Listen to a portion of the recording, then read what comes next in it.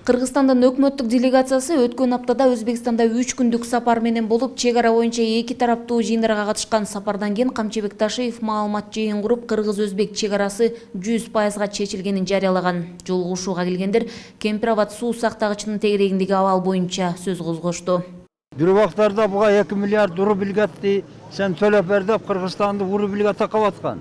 Чынында биздин ошо татыктуу жооп, аны биз чакырып туруп мына жерге суу сактагыч сал деген эмес элек да. Жүктөп берсе болот болчу ошол молда чыгарып туруп. Дыйкандар коркуп чек арага жете албайт да. Алып кирип бир экөөнү эми алып кирип кеткен да чек арада. Канча жылкылар жоголду жерде. Чек арага бара албайт дыйкандарчы. О, берактан эле иштеп, анан качышат да. Анан кийин биздин ошол Кампир-Абадтан мисалы үчүн биздин бир балабыз ошол Өзбекстан чектешкен жеринен аты мындай эле өтүп кетсе эле ошол жерден машинасы менен кичине чекесине барса эле баллонун атып туруп ошону өтүп кетип, кандай жаш бала эле ошону зорго элибиз даже мына жогорку кеңештен жардам берип атып зорго алып өткөнбүз ошолорчу.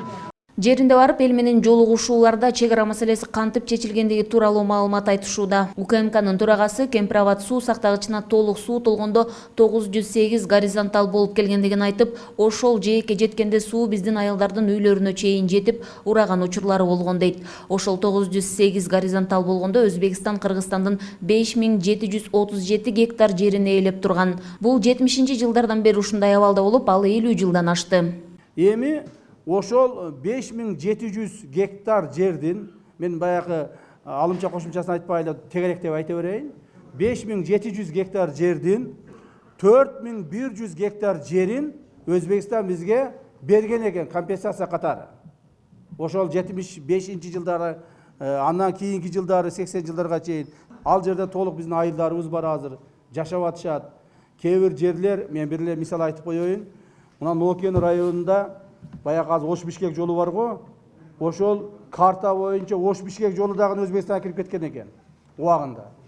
Ошол Кампир-Абадтын эсебинен ошол жерлердин бардыгын кайрадан биз кайтарып алыппыз.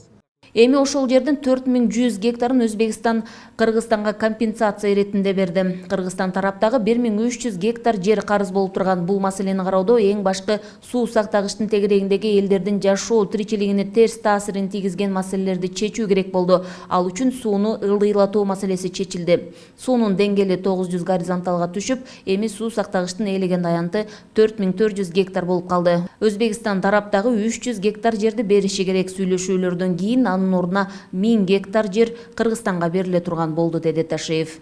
То есть булар бизге 300 гектардын ордуна 1000 гектар бере турган болду жерди. Так? 1000 гектар жерди биз каерден ала турган болдук? 1000 гектар жерди мына Кампир-Абадтын оң тарабында Өзгөн менен Сузактын жери бар. Ташакур деген жер, билесиздер, Ташакурда.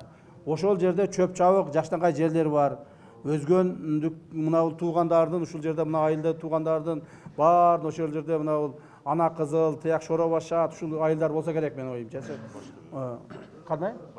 Баш төбө ушулар айылдар болсо керек, Ошо айылдардын чөп чабык, жанагыдай үйлүш жерлери ошолдор.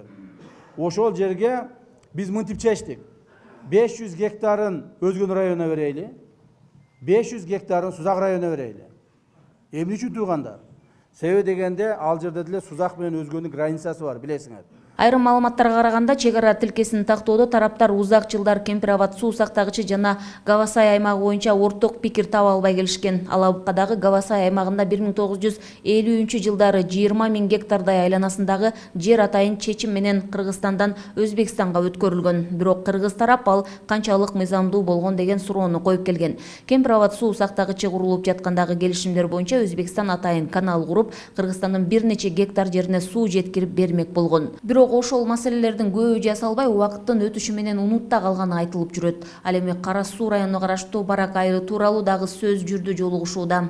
Бирок ошол алмаштыруу жер маселеси былтыры 2020-жылы август айында Ташкентте ушул сүйлөшүүлөрдүн негизинде равноценный деп коечу, тең ошондой баалуу жерлерге 208 гектар аянты уже бөлүнүп берилген. Бүгүнкү жыйында ал ошо жергиликтүү тургундар келип телевидениеден ошо комиссия мүчөлөрүнөн кимдердин бир туура эмес маалымат кетип калып, баягы Сабай каналынан өйдө жагынан же жогору жагынан дегенден ошону тактоо иретинде суроо берген экен. Ал картадан тургундарга көрсөтүлдү. Алар ошо мурунку макулдашылган жер менен эле баардыгы дал келди, алар макул болуп кетишти. Жергиликтүүлөргө түшүндүрүү иштерин жүргүзүү зарылдыгын айтып, Камчыбек Ташиев барак маселеси чечилип, талаш тартыш болушу мүмкүн эмес экендигин белгиледи. Мен баягы сабайды асты жагынан деп атпайм, асты жагынан деп атам. Көрсө булар сабайдан суу ичет экен каналданчы. Бул жерде барак анклавы боюнча болуп атат. Барак анклавында 208 гектар барак анклавы болгон. Ошону биз Өзбекстанга өткүзүп берип, Өзбекстандан ошол барак анклавына чектешкен гана жерден, түз жакшы жерден 208 гектар жерди алганбыз. Мындан сырткары Ош облусунун Кара Суу районундагы чек ара сызыгы дагы 100 гектар Өзбекстан тарапка жыла тургандыгы белгилүү болду. Камчыбек Ташиев сүйлөшүүлөрдүн жалпы жыйынтыгы боюнча айтып, 13 000 гектар талаштуу делген жер Кыргызстандын пайдасына чечилгендигин белгиледи. Гүлжан Ажиматова, Бектур Калыбек уулу, Ош облусу.